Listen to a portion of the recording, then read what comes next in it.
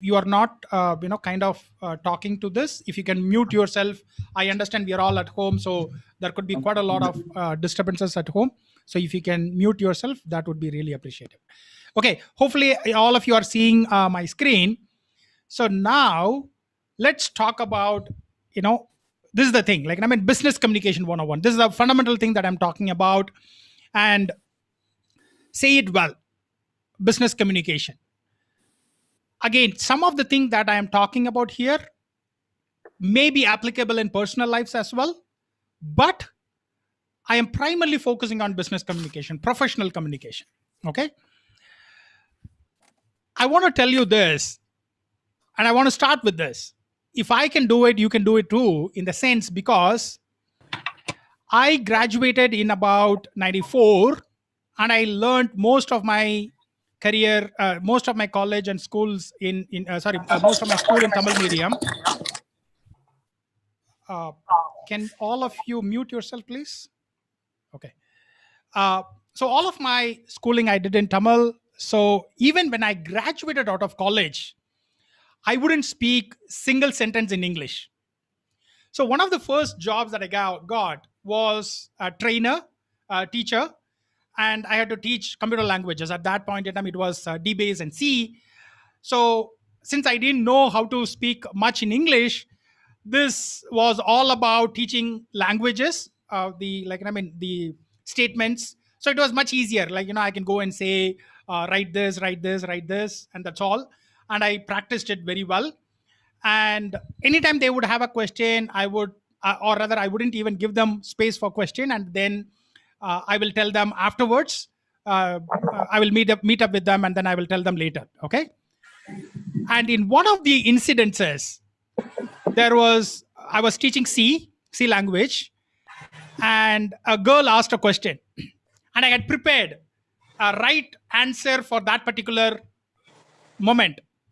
What I wanted to say was, don't embarrass me with questions.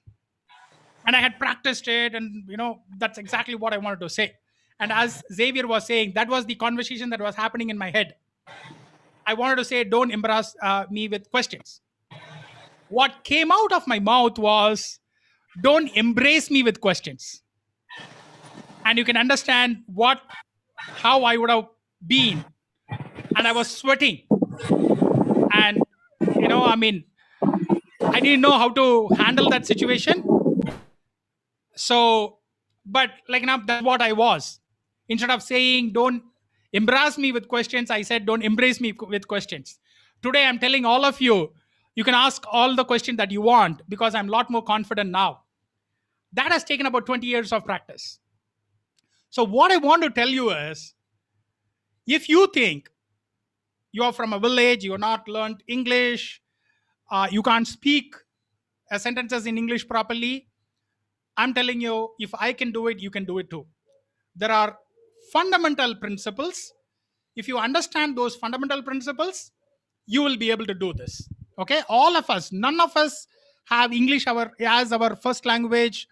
Some of us might have studied in English medium schools, but even then, like me, you did not have the community or the background to practice your English. So if that is you, and if you're thinking like, no, I can't really do it, that's absolutely okay. And I'm telling you, you can do it. Okay. This is the whole piece, the whole framework about your speaking, your communication skills, how you can improve upon your skills. What we see is the last element, the message. You see people speaking very confident, delivering the message properly, and you are thinking, my God, they are awesome. But there is so much that is hidden behind, which is what we don't see, which is what you need to look at first and practice. And if you do that, the message delivery becomes a lot more easier. Okay, so this is the heart of the entire conversation that we are going to have. What we see outside is only the message delivery, but what is hidden behind are the empathy and the confidence. And if you develop that, the message delivery becomes a lot more easier. And the message delivery is an art like any other art. If you don't put your heart into it, if you are only looking at, oh, let me know some shortcuts, let me know some tactics, and I'm fine with it, no, it's not going to happen. You have to put your whole heart into it. I want to get better at this. Then you'll be able to do it. Okay, so we are going to look at each of these elements in detail. The first thing is empathy. The first thing is about understanding whom you're going to talk to. That's the first principle that you need to understand. And this is where most of us fail. And I want to take a break and ask, what do you understand by empathy? Can you, again, like, I mean, can you either unmute yourself or either unmute yourself and speak here or put it on chat? What do you understand as empathy? Can anyone, put it on chat? Yeah, Abhinav, go ahead. Yeah, in my case, like again, you will say that I'm speaking from a business analyst standpoint. But yeah, what we say is generally you understand the problem that you have when you are talking to your customer or whenever you are networking also. So what I see is that you empathize with them, what they are doing, what kind of problems they are facing in their issue, in their work life or maybe personal life, and then you probably develop on that conversation because somewhere you will connect personally with them and you will get more topics to discuss. Okay, so that's the point that you mentioned, right? Personally able to connect with somebody else. Correct. That's the point. That is empathy. Empathy is ability to understand the other side of the view. That particular person, whoever you are talking to, either a single person or multiple persons, that is empathy, and that's the first thing that you need to develop. And if you do that, the first thing, like the empathy, then you are there. You'll be able to have a very good communication. So the first thing is knowing your audience.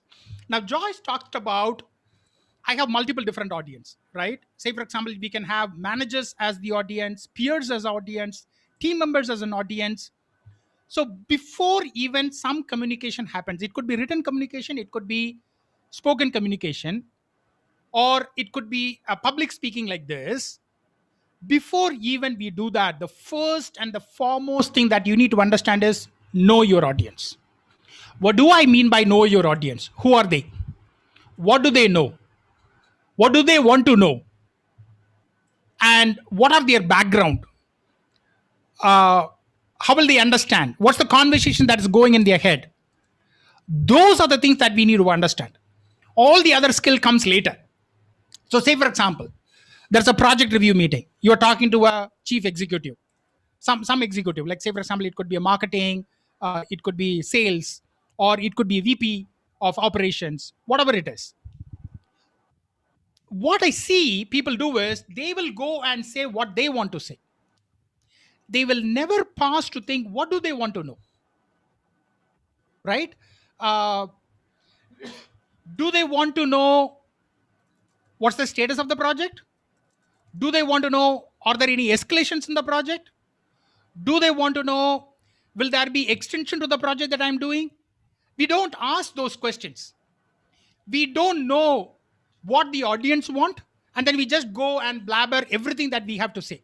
We'll open up our first slide, bada, bada, bada, bada, bada. We will go to the last, not really worrying what the audience wants to know. So that's the first thing. You need to know your audience, whether it is your teammates, whether it is your high level management. You need to know your audience. What do they know? What they want to know? And in what form they want to know. So that's the first thing. Second thing is caring. Caring means, will they be able to understand what I'm talking about? So like Joy said, which is what I have done that particular mistake. We will just go to the management and assuming they are IT services management. They are the CEO of an IT services company. They are a VP of IT services company. So they should be able to know what is microservices, what is deployment, what is DevOps. Come on, they are IT services company. They should know. We assume that maybe they know, maybe they don't know. We don't. pause to ask that particular question. Say we just go ahead and say, like, I mean, this is the thing we are going to use. This is the architecture we are going to use, and they are confused. They are lost, and they themselves may not ask, you know, can you explain it? They are lost. They are just lost, and the communication is broken. Similarly, the same thing happens with the juniors as well.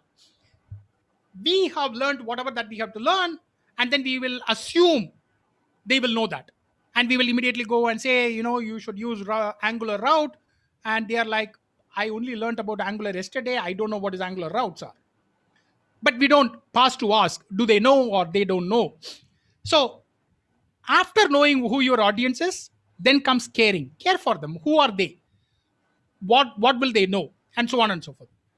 The other important piece is, while the discussions are going on, listen. Many a times, I have been on both sides of the table. Many a times we will not listen to the question that has been put forth on the table, the point that they want to know. They will tell you, this is what I want to know, and we will say that, yes, that is what I'm going to say, but we will come from an angle that is from our side, inside out, not outside in. We will not listen. I've been on sales calls, I've been on project review meetings, I've been on these kinds of meetings. We will not understand the question that is being asked or the conversation that is going on, and we will continue to speak from one angle, monologue, and assuming the other party will understand. So the first and foremost thing is empathy, understanding the other side. If, let's say, for example, do they have 15 minutes, do they have half an hour, do they have 5 minutes, are they in a hurry, uh, what do they understand, what do they know, what is the culture behind them, do they understand this kind of team culture, or they singular culture? Let's say, for example, Americans, they are primarily individual oriented, whereas most of the Indians are group oriented. We want to be one among the group, but whereas Americans don't really care. So likewise, so do we understand their culture? If we do this well, the empathy part well, everything else we can learn, everything else will come automatically. Just like, I mean, 4 o'clock, I had uh, like Abhinav and I are part of it. There is something called Coffee Cup where we meet strangers again, but they're all, from different background. Some IT, some directors, some venture capitalists, and so on and so forth. Before I go into the call, I research about them. I go check up their LinkedIn. What are they? Where are they from? What have they done? Can I pick up some kind of a common ground to crack a joke in the beginning? So I do all of that. So that's all part of knowing your audience. In fact, like, I mean, when even these sessions, even though I am doing it, I will ask around some people. I'll call up Ashwini or Sarang, and I ask, okay, this is what I'm planning to do. What do you think? Can you pitch in something? Or say, for example, last week Om Prakash asked for this particular thing. Then I asked, okay, can I really take this? Do I know enough about it? And then I spoke to his friend Rishabh, and then said, okay, what is the thing that we can talk about? All of these are about knowing your audience, understanding the audience. This Monday, I spoke to leaders from ISEC group. And again, before doing that, I asked, who are these people? Where are they coming from? So these are something small thing that you can do to understand your audience. That's the first thing, empathy. Then comes confidence. We all think we are all born with confidence. We are not born with confidence. Some people might wing it, however that they can. At least I can't. Even for this, even though this is the 21st session that I'm having, I cannot do it like, say, for example, wing it as it happens. I have to prepare for it. I have to have a rehearsal. I actually have a rehearsal. Even for these sessions, even though it's free, even though I'm doing it the 21st time, and like this event, I have had so many other events, I still rehearse. At least once I would rehearse. And I prepare a lot. Again, as I said, who are the audience? What would they want to know? What could be the possible questions? When you are prepared, automatically, okay, I have done my best. Rest, I will see how it goes. There are times during these sessions, there are times internet has gone out, at least my end, and then quickly I had to put in something else. All of those things will happen if, amidst all of those things, you will still have confidence if you have prepared well. You've gone through a rehearsal at least once. You have spoken, okay, this is what I'm going to do. And I do this at even at an executive level. So say for example, I need to go for a project review meeting and I need to give a status. I will go and rehearse, this is what I'm going to say. Now, almost all the time, that is not how the order will be. The order will be changed. They will ask something else. But if I have rehearsed, I have the confidence that I can do this. I can go and face this particular crowd. I can talk to this particular crowd. I can give this particular status. And when I have that confidence, then again, the message delivery will become a lot more easier. So I have the empathy. So tomorrow I have again a project review with a client. I'm doing all the preparedness and I'm trying to understand who are all going to be there. What would they ask? And again, I would rehearse before going there. The other point is whether you are speaking to a manager or to a team, talk as a peer. If it is your team, think of when you started and what was your understanding level and what is their understanding level. So if you have to go down a bit and say, okay, like, I mean, what do they know and can you talk in their particular language? So say for example, if I'm talking to my kids, I will try to be at their level, not at my level, and then talk down. Similarly, this is a lot more easier for you to do, though a lot of us we don't do it, but this is a lot more easier to do.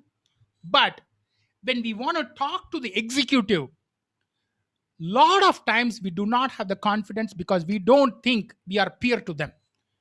Believe me, in your field, in the project that you are doing, if they don't consider you as an expert, they are not calling you to speak to them, right? So in that particular domain, in that particular area, you are the expert. So talk to them as a peer, raise to their level. At one point in time, I was consulting Government of India, and I used to work with IAS officers. They are top level IAS officers. And then because I was working with IAS officers, on the parallel, I will have to work with vice presidents of banks and large multinational IT organizations and everything. I'm talking about at least about 10 years earlier, 8, 9 years earlier, I was much junior. Now I'm a CXO, but then at that level, at that time, I was much junior. So I would research what kind of questions they would ask. Sometimes I will go spend time with them after the initial meeting, and did you get the answer that you wanted? What could be the answer that you would want, and so on and so forth, so that I could raise my level to that particular peer. So you need to raise to that particular level. If you do that, you will automatically talk in confidence. Okay. Any questions so far in empathy and confidence? And we will go into the message delivery, but in empathy and confidence, do you have any questions, any comments that you want to make? Karan, you are right. Karan is saying empathy means putting yourself in someone else's shoes. There's a slight of a difference between sympathy and empathy. You are almost right. Like now, putting yourself in someone else's shoes. But I want to amplify that particular point. When you are putting yourself in somebody's shoes, try to think like them. Try to understand what their culture is, what their viewpoints are, why are they saying what they are saying, or why would they think what they are thinking. And if you do that, you will have a far more better conversation than anything else. Okay. uh, okay, anyone has any questions, any comments on this so far, or shall I go ahead? Okay, I'm going to go ahead. Okay, so we have talked about two things, empathy and confidence, and how to build that particular confidence. Again, this is not going to happen in one fine day. Okay, Joseph said this on Thursday, Friday I'm all confident. No, it's not going to happen. As I said, I have made a lot of mistakes, and even recently I make mistakes. But when you do, when you prepare and when you do a lot of rehearsals, when you rehearse, most often what happens is that particular moment, that particular event, that particular conference, that particular speaking, that particular meeting, you might mess up. But that particular rehearsal, the work that you put in, is going to help you increase your confidence going on every time. Okay, so that's, we have talked about empathy and confidence. The other one is message. Again, as I said, this is what we all see. This is the visible end of the communication spectrum that we are talking about. If you observe any great speakers, what's the big difference between, say, for example, Hillary Clinton and Donald Trump? Now, you may all laugh at Donald Trump, that's all fine. He will always simplify. Hillary Clinton will speak to elites. She will assume, and I'm purposely not taking Indian politicians, I don't want to get into trouble. You can understand who simplifies their message and who speaks only to the elites. And I think safely I can take example in Indian context, Shashi Tharoor. Even though he is a two-time MP, all his talks are all for elites. You need to have certain kind of English literature level to understand his message. Can you simplify your message? Can you break down the complexity and talk as a peer to a certain level? And can you simplify it, not have all the jargons, not have all the complexities that's in your mind? Do not transfer that to them.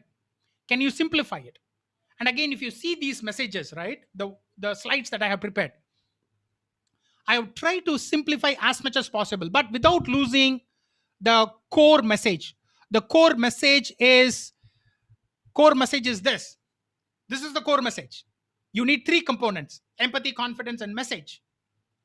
And it is not going to happen if you don't put your heart. And there is a seen part, visible part, which is the message delivery. But this is the invisible component and the unseen component, which is empathy. That is the core of the message. And that I'm delivering it. But everything else is simplified. Right? I hope I have done a good job there. But first thing is, you need to simplify your message. That will come only from your empathy. If you understand your audience, then you will say, okay, what's the complexity level that I can go to? Say, for example, I'm talking to another techie who is in that particular field. Let's say, for example, I'm talking about Node.js. If the other person knows Node.js, I can go and talk about Node.js in the way that I want to talk. But if they don't know, I'm talking to Sahil. He doesn't know what Node.js is. Probably he's only heard of it. Then I need to simplify the message the way that he will understand. I am not talking about dumbing down. Those are two different things. I'm not talking about dumbing down. I do not view any of the audience as fools.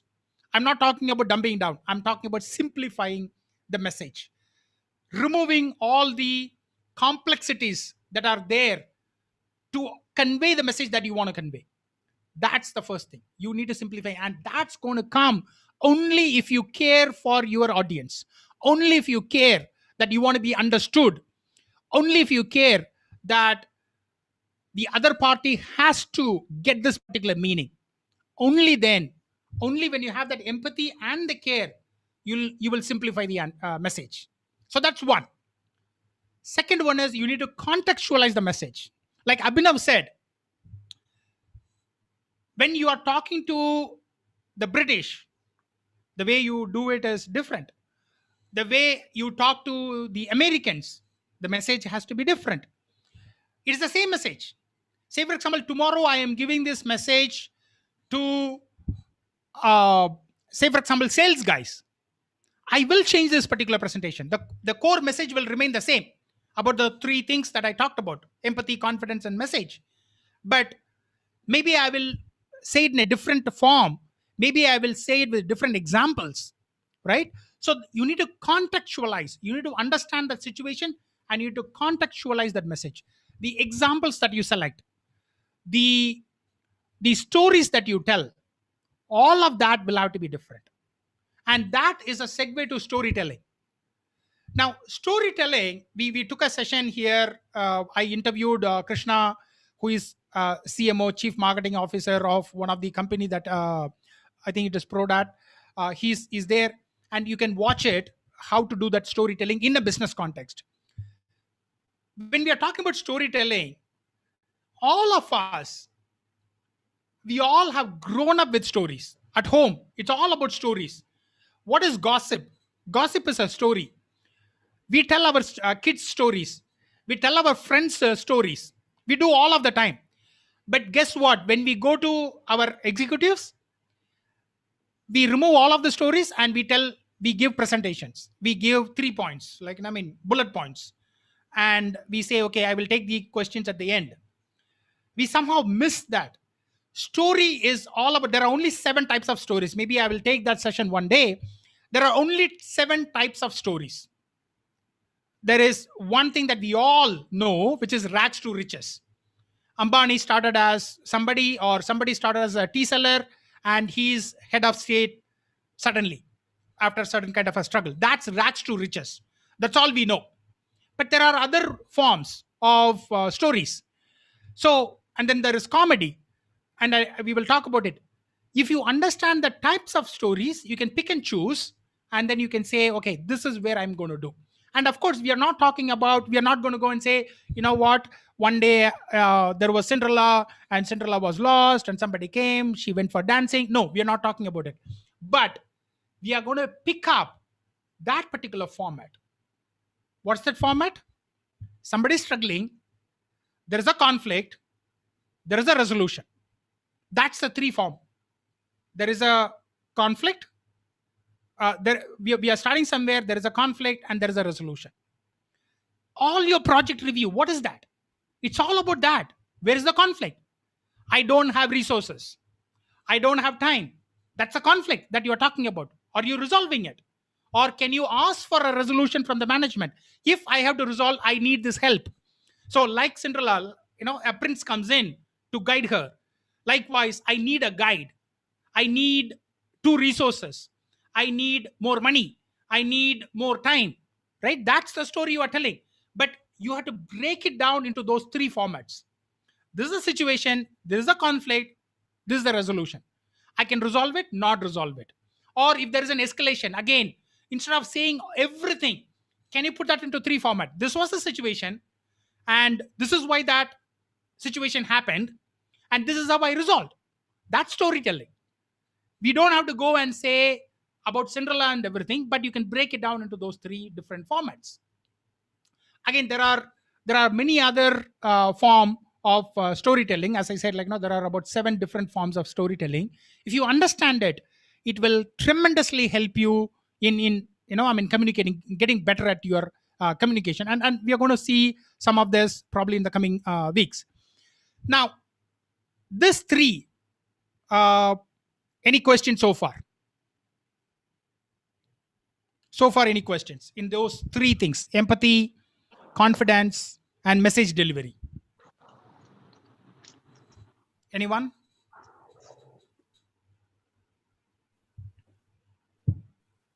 Sarang, do you see any difference at all in written communication? Is there any difference at all in what I talked about? Since you blog quite a lot. So basically, you are asking me about the difference with respect to the things. No, not really a difference. Do you see the similar thing, or do you see something else in blogging, in written communication? I think it is very much similar because when I write, I do consider my audience, and then I put myself there, and based on that thinking, I start writing, and once it's completed, then I go through it, like the way you have said, like is it really setting up a context problem, and then what is that is the solution about it. Okay, thanks. Sumit, you do a lot of you are pretty active in LinkedIn, which is all a form of communication. You are conveying your message to an audience. Mm-hmm. When you do that, do you know your audience, or you're only sharing some kind of an inspiration? Do you know your audience? Do you visualize anything? Most certainly, Joseph. There are a few people who definitely look forward to my post on LinkedIn. Ah, So I know Hmm. what kind of motivation or what kind of challenges they're going through that they would benefit out of. So that helps me write Lovely, better. lovely, lovely. Kuranaji, you are a columnist. Every week you are writing. Uh, Yes, sir. as a columnist, do you know your audience, or again, how does it work? I can't exactly say that I know my audience because it is a large, very large audience. Yes, I yes, can't yes. know everybody, but yes, some of them do communicate with me regularly. They give feedback, and basis on their feedback, I try to be as contextual as possible. Wonderful. Thank you. But Thank you. Thank you. yeah, Yeah. Thank you, Kurana. So in whatever, whether it's a column that you are writing in a newsletter, newspaper, Sumit is writing on LinkedIn, Sarang is writing in on blog, in all of the contexts, you need to understand the audience. If you understand the audience, which is the empathy, if you understand the audience, everything else become a lot more easier. Then we are only talking about grammar and how we are delivering. There are ways that we can improve that, but if you miss this, the empathy piece, understanding your audience and what is the message, how you want to do it and how you can simplify, if you miss that, everything else falls apart. Okay, so let me shall I go. add one more? Shall I add one more point? Sir, If you we no, we don't have much time, so I would like to go forward, and then if we have time, I will give you the time, sir. Thank you very much. Thanks for understanding. Okay, how I got started and how I became better. As I told you, when I graduated out of college, I did not speak a single sentence in English. I couldn't speak a single sentence in English. Uh, I will, I will stumble on many of the things. Even now, I do that. So how I got started and how I became better. The first thing, this helped me tremendously.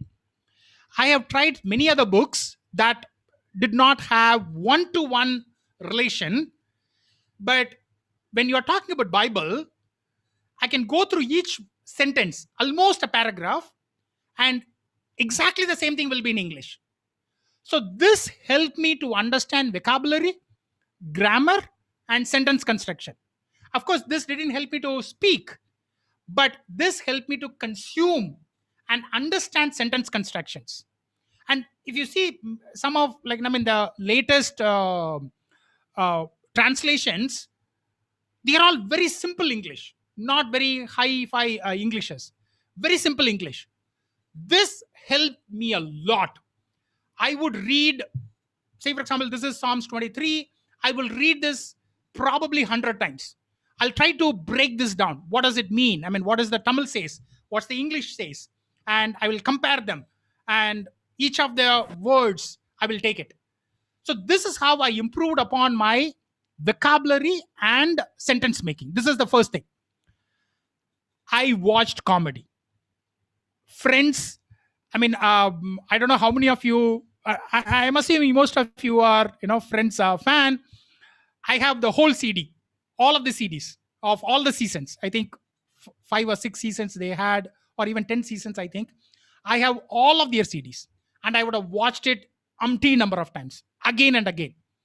This is for message delivery, and I will look at what does that mean, because I can write it, but the way you speak, this is for speaking. The earlier one was for writing and understanding. This is for speaking.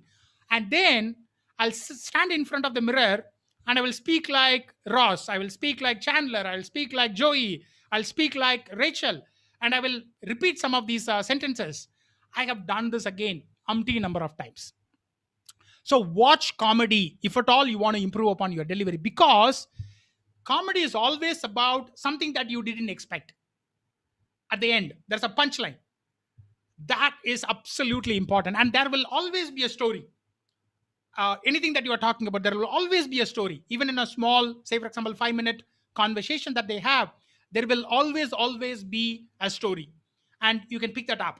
So stand apart. And then if you think, okay, this is what they wanted to say, this is how they said it. And because I bought CDs, it'll come with behind the scene events and how much they kind of messed up, what they wanted to say, how they translated finally, and all of that. And I would watch them. Oh, they made mistakes, then it's okay, I make mistakes, and this is what they wanted to say, this is how it came in, this is how they delivered it at the end.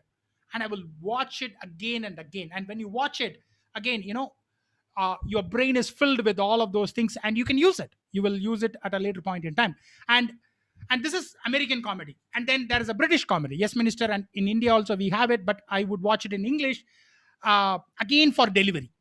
And I mean, both the prime minister and the secretary are again, my favorites.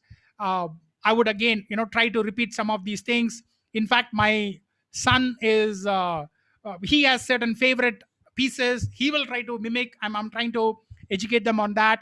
So if you want to improve your message delivery, I would say watch comedy, the English comedies. And yeah, I mean, these two are my recommendations, but there are multiple other comedies. I have tried to see Cheers and few other comedies, but I somehow come back to these two comedies. So if you want to deliver, it could be on your sales presentation, executive presentations, everywhere.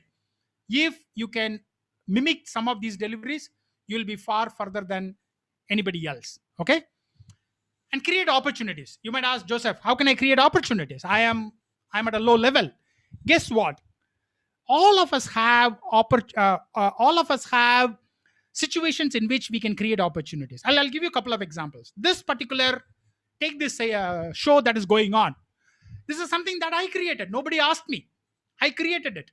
And I called up few people. Today I'm seeing so many people. Mr. Danish that I see, Kurana and Sumita has been supportive from day one. I see Manish and Nitesh. So many people are coming in today. But this is an opportunity that I created. It wasn't existing. Nobody came and gave me money and said, Joseph, do this. I created it. So you can create it. Another example, let me give you. Every Wednesday in the office, I have something called Wednesday Wisdom Session. And that's something that I created. And I invite people to come, and then I need to give an introduction. I need to summarize. I use those opportunities. Grab those opportunities.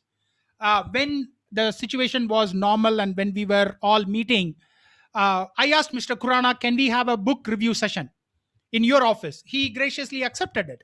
And then we went there. I created those opportunities. I would say, okay, fine. Every week we will have somebody. And then once in a while, I will summarize. I created that opportunity.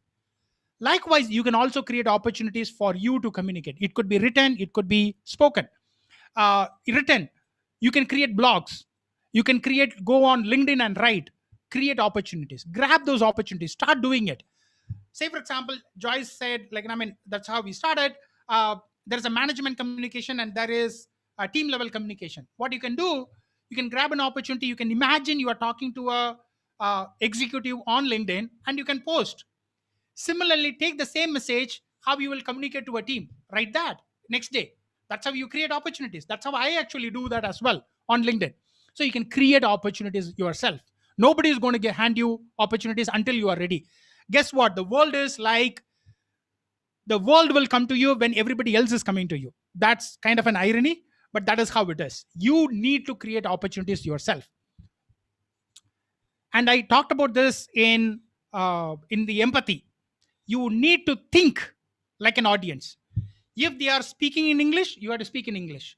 If they are speaking in British dark humor, you need to think in British dark humor. Like Abhinav said, you are sick. We will say, no, it's different. Yeah, you need to think like their audience. And then you can crack jokes. That's why I watch those comedies.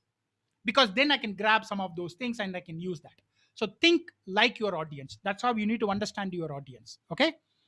And this is another thing. This is my notes. I store all the stories that I come across. And my notes is full of all of these stories. And I will use these stories wherever I can, whenever I can. So in some of these sessions that I talked about, I would have used some of these stories.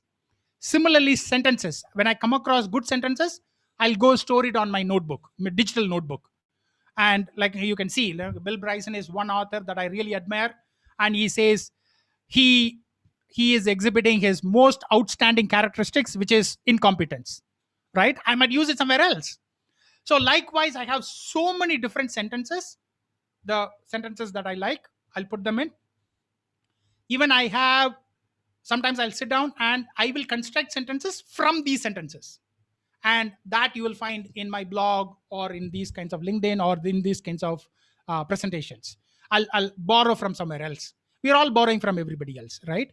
So in your notebook, digital notebook, create a digital notebook. Evernote is free. You should create a Evernote account and push all of these things. Any stories that you are hearing, any sentences that you get attracted to, put them in. All of them, store it.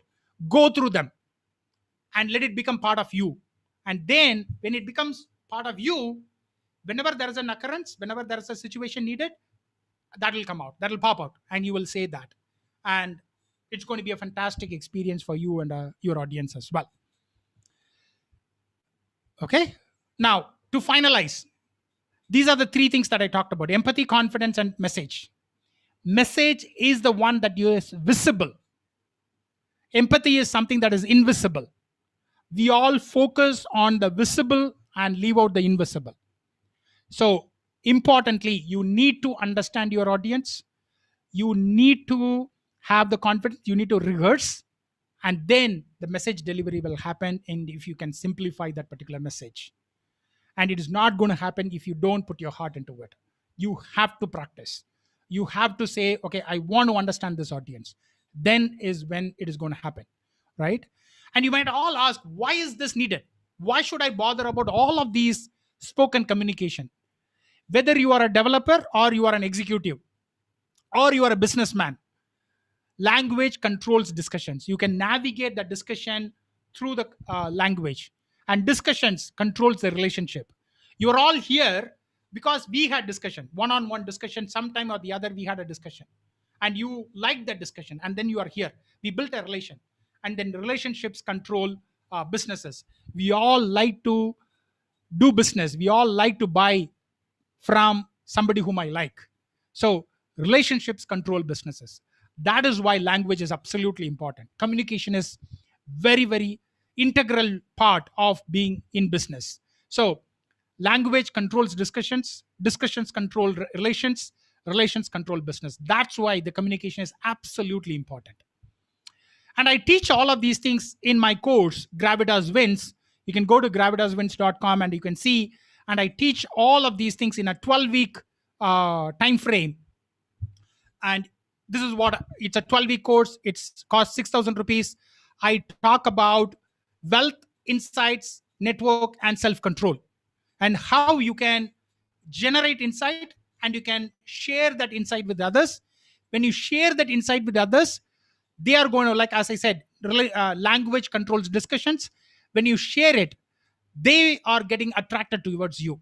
When you have that network, they are going to refer you for jobs. They are going to give you more positions, and it is going to lead you to more pay. So that it is going to lead you to wealth. And all of this, you have to spin it in the axle of self-control. And only then you'll be able to continue to be thriving in your job, in your career. So that is what I teach. And I'm starting a new batch on July 11th. So if you are interested, either send an email to joseph@jeju.com or go to gravitaswins.com, and all the details are there. And from there also you can register. Okay.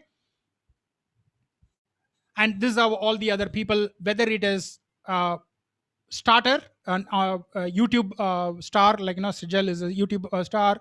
Mr. Kurana is here. He has talked about this. He has gone through this course. Nitin, who is a chief digital officer of Edelweiss, he has gone through this. And whether you are young, old, whether you are just starting your job, whether you are appearing for an interview, in all sorts of life, you will get benefit out of this particular course. So I would highly recommend you to consider this particular course. Okay. Now,